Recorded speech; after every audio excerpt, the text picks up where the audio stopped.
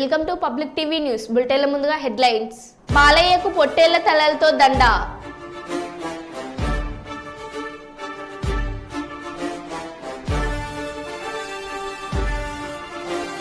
ఏలూరు ప్రభుత్వ హాస్పిటల్లో గర్భిణీ స్త్రీల కోసం వచ్చిన కుటుంబీకుల దీనస్థితి.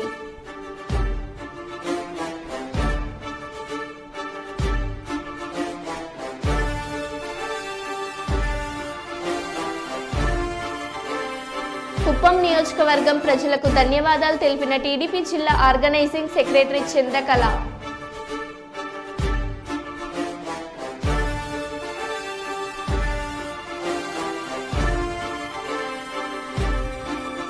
అర్హత లేని ప్రైవేట్ క్లినిక్లపై కొరడా జలిపిస్తున్న రాష్ట్ర వైద్య ఆరోగ్య శాఖ.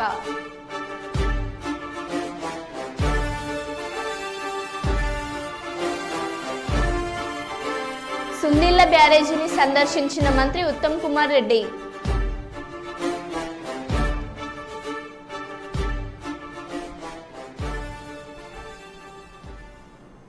ఇక వివరాల్లోకి వెళ్తే, జరిగిన దాడి విషయంలో మాజీ ఎమ్మెల్యే వర్మ స్పందించారు. టీడీపీ నుంచి వెళ్లిపోయిన 25 మంది వ్యక్తులు ఈ దాడికి పాల్పడ్డారని చెప్పారు. జనసేనకు ఈ దాడికి సంబంధం లేదని స్పష్టం చేశారు. సీసాలతో ఇటుకలతో తన కారుపై దాడికి తెగబడ్డారని అన్నారు. గతంలో సాయిధరం తేజ్ పై కూడా ఇదే తరహాలో దాడి చేశారని చెప్పారు. వైసీపీ నేతలు ప్రోద్బలంతో ఈ దాడులు జరుగుతున్నాయని ఆరోపించారు. తామేమీ చేతులు కట్టుకు ఉండబోమన్నారు. పవన్ కళ్యాణ్ గారు లాంటి సభ్యత పద్ధతి ఉన్న మనిషి దగ్గర ఎలక్షన్ చేసినందుకు గర్వంగా ఉన్నాం. ఆయన దగ్గర నుంచి కానీ 2009 జనసేన పార్టీ దగ్గర నుంచి కానీ మాకు ఏ విధమైన ఇబ్బందులు లేవు. మేము ఎప్పుడు కూడా కలిసికట్టుగా ఒకే కుటుంబంలాగా మొన్న ఎలక్షన్ చేసాం, అటు పనిచేసాం. ఏదైతే తెలుగుదేశం పార్టీ నుంచి 5 నెలలు 6 నెలల ముందు వెళ్ళిన 20-25 మంది జనం ఉన్నారో వారిని స్థానిక ఎంపీ వైసీపీ పార్టీ అని చెప్పి పార్టీలో జాయిన్ చేసుకుని ఉండడం జరిగింది. వాళ్లే ఈ దాడి చేశారు మణిపూర్లో. చేత చాలా అవుతుంటాయి, మేము ఫేస్ చేయగలం. మాకు చేతగా కాదు, చేతగాని దద్దంలో కాదు. మేము ఈ దాడి ప్రత్యక్షంగా పోలీసులు ఉన్న చోట జరిగింది, పోలీసులు ఉన్నప్పుడు జరిగింది. మేము ఒక ఆయన్ని సర్పంచ్ గారిని కలవడానికి వెళ్ళాం. ఎలక్షన్లో రకరకాలుగా చేశాం. మేము పబ్లిక్గా చేసిన వాళ్ళు ఉన్నారు, చాటుని చేసిన వాళ్ళు ఉన్నారు, వెనకుండి మాకు హెల్ప్ చేసిన వాళ్ళు ఉన్నారు. ఇవన్నీ మేము చెప్పం కదా, ఊరందరికీ చెప్పాలని పని నాకు లేదు కదా. నాకు ఆయన బాధ్యత చెప్పారు ఎలక్షన్, ఆ బాధ్యత నేను నెరవేర్చాను. అంచేత వాళ్ళు దాడి చేశారు, చాలా దారుణంగా దాడి చేశారు. అందులో మా కారులో మండల పార్టీ ప్రెసిడెంట్ గారు ఉన్నారు, ఎక్స్ జెడ్పీటీసీ ప్రసాద్ గారు ఉన్నారు, ఇంకో ఎక్స్ జెడ్పీటీసీ బర్లప్పారావు ఉన్నారు, ఇంకో ఆయన ఎక్స్ ప్రెసిడెంట్ నాగు ఉన్నారు, ఇంకో ఆయన పార్టీ ప్రెసిడెంట్ శివ ఉన్నాడు. ఎంతమంది ఉండగా సడన్ గా సీసాలు, ఇటుక బెడ్లు, ఇది మండలంలో ఒక ప్రాక్టీస్ అయిపోయింది. ఇది వరకు సాయి ధర్మతేజ్ గారి మీద కూడా ఇదే దాడి చేశారు. ఆ దాడి చేసినప్పుడు సరైన చర్యలు పోలీస్ యంత్రాంగం తీసుకోలేదు. ఆఖరికి వాళ్ళు వెళ్ళిపోయాక దాడి జరిగిందన్నారు తప్పితే, వాళ్ళు ఉండగా దాడి జరిగి దెబ్బలు తగిలితే వాళ్ళు వెళ్ళిపోయాక దాడి జరిగిందన్నారు. సరే, ఇదంతా కాంట్రవర్సీ ఎందుకని మేము మాట్లాడుకుంటున్నాం. ఇది నన్ను చంపడానికి కుట్ర జరిగింది. అంటే నాకు కూడా కార్యకర్తలు కూడా 150 మంది కూడా ఉన్నారు కాబట్టి ఇవన్నీ సీసం బెంకులు, ఒళ్ళంతా కారులో ఇటుక బెడ్లు, 2-3 గాయాలు, ఇవన్నీ జరిగినాయి.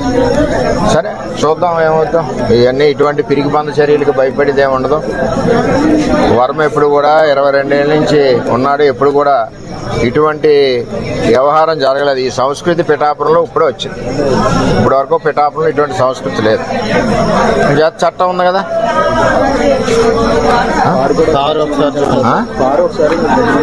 కారు కూడా ఒకసారి చూడండి.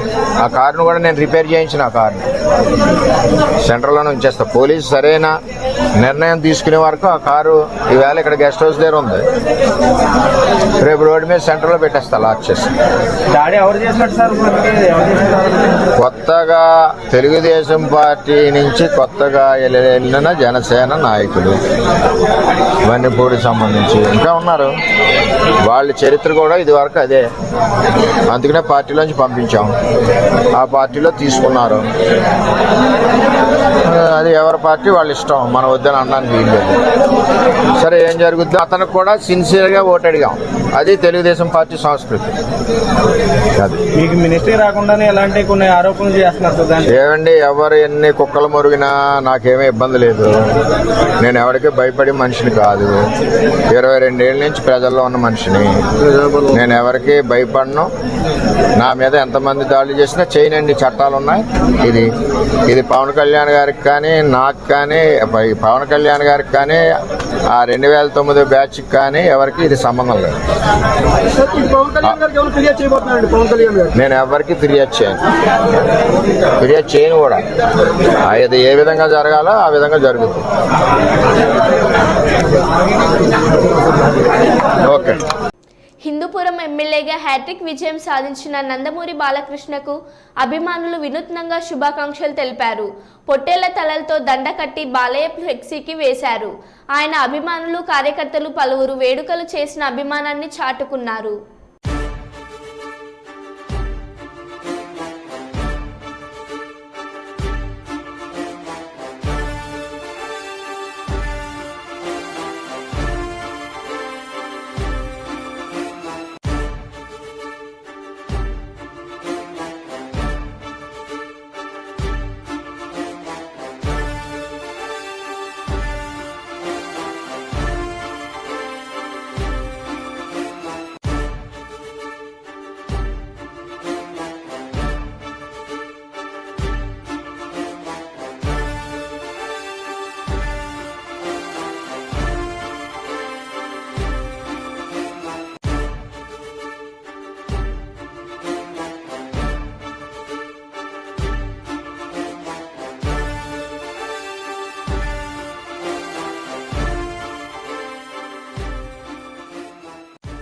ఈ జీవితంలో భారత మాతకు సేవ చేయడమే నా లక్ష్యం. 140 కోట్ల మంది దేశ ప్రజల కలలను నెరవేర్చడానికి నా జీవితాన్ని అంకితం చేస్తున్నాను. ఎన్డీఏ పార్లమెంటరీ పార్టీ సమావేశంలో ప్రధానమంత్రి నరేంద్ర మోడీ. मेरे लिए जन्म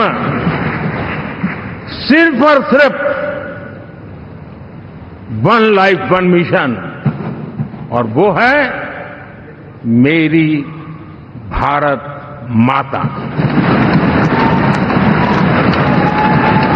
ये मिशन है 140 करोड़ देशवासियों के सपनों को पूरा करने के लिए खप जाना.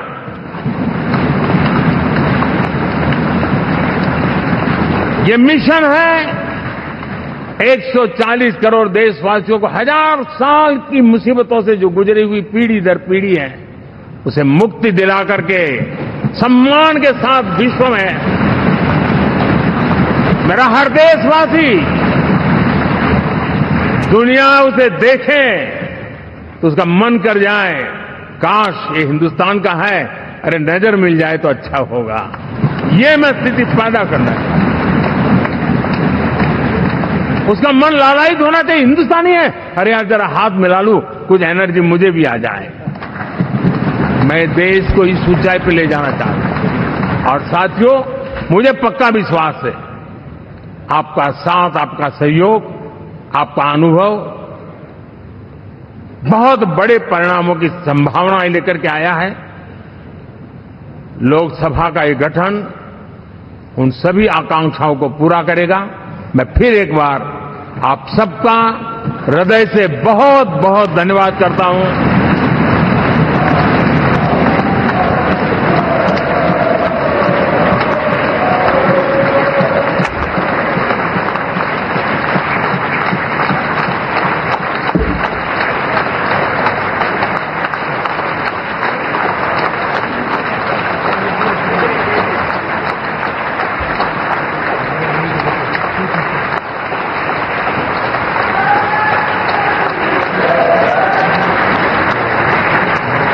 ఏలూరు ప్రభుత్వ హాస్పిటల్లో గర్భిణీ స్త్రీల కోసం వచ్చిన కుటుంబీకుల దీనస్థితి.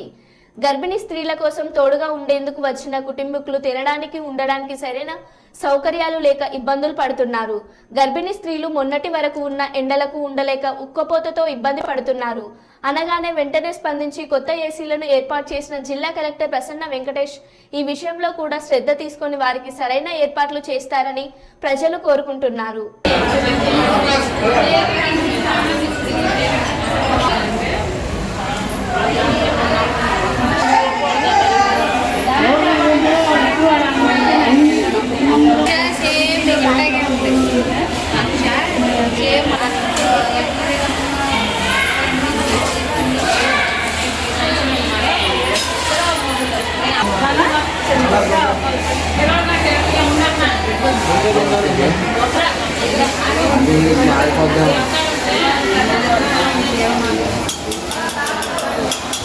ఎస్వి యూనివర్సిటీ వీసీ శ్రీకాంత్ రెడ్డిపై టీడీపీ కార్యకర్తల దాడి.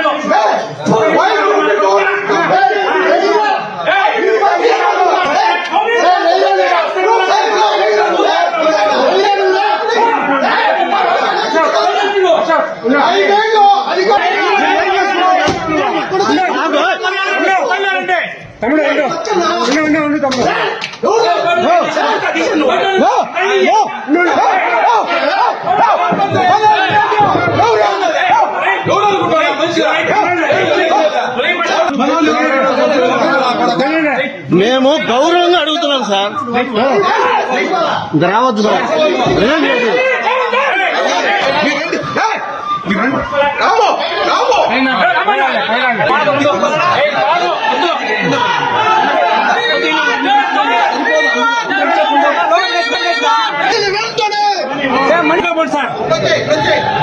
యూనివర్సిటీ నాశనం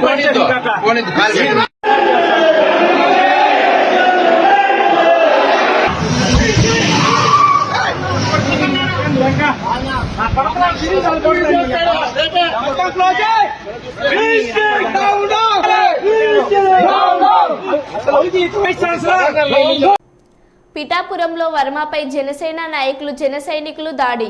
గొల్లప్రోలు మండలం వన్నెపూడి గ్రామంలో ఘటన. ఈ దాడిలో పూర్తిగా ధ్వంసమైన వర్మ కార్.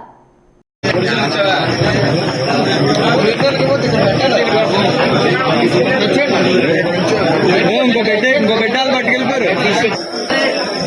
ఫోటో తీసుకో.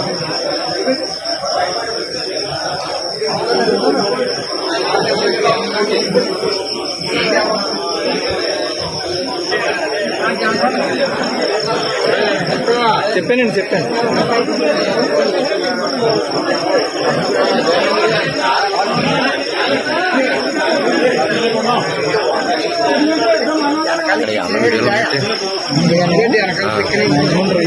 కొట్టడానికి వచ్చారంటే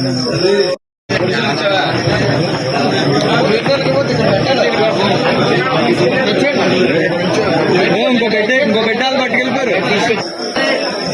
ఫోటో తీసుకో.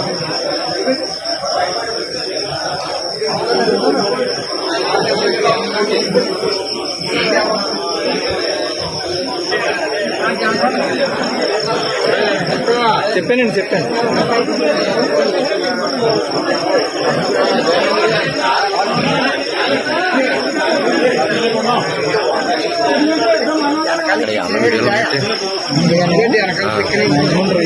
కొట్టడానికి వచ్చారంటే మహర్షి పాఠశాల యాజమాన్యంపై క్రిమినల్ కేసు నమోదు చేయాలి.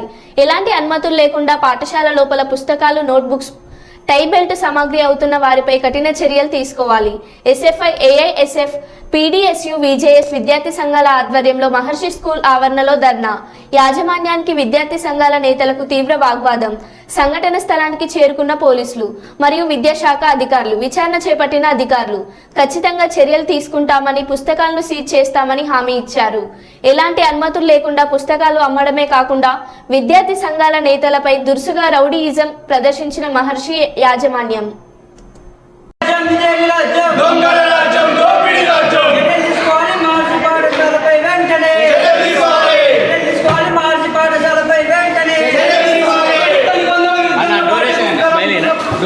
మార్చి స్కూల్ పైన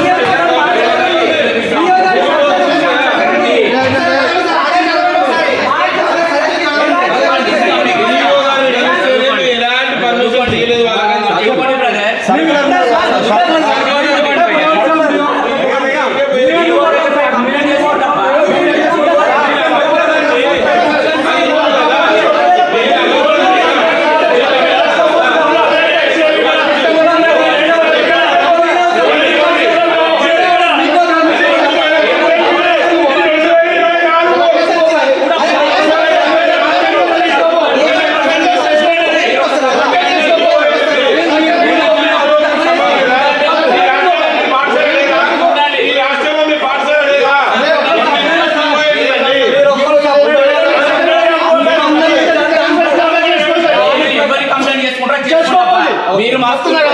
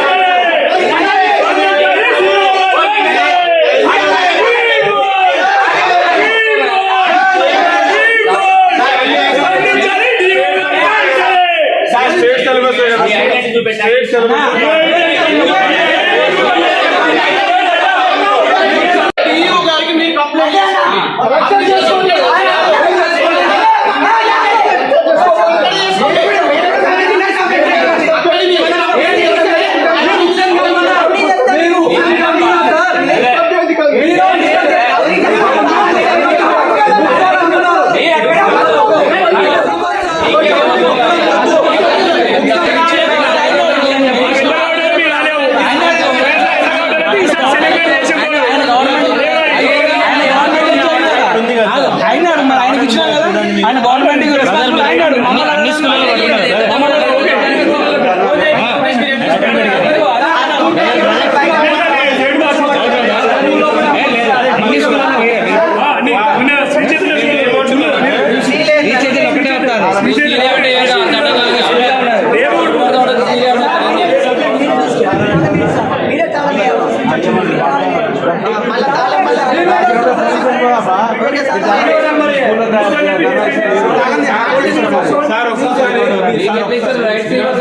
అర్హత లేకుండా ఆసుపత్రులు నిర్వహిస్తున్న 4 క్లినిక్ల నిర్వాహకులపై ఎన్ఎంసీ చట్టం 34-54 సెక్షన్ల కింద కేసు నమోదు చేసి ఆసుపత్రులు సీజ్ చేశారు.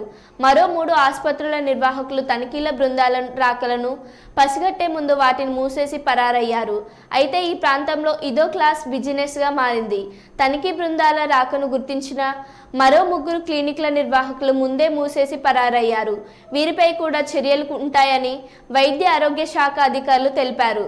ఫస్ట్ ఎయిడ్ క్లినిక్లను నిర్వహించేవారు డాక్టర్లుగా చెలామణి అవుతూ ప్రజలను మోసం చేస్తున్నారని, ఇలాంటి వారిని నమ్మి ప్రజలు మోసపోవద్దని సూచించారు.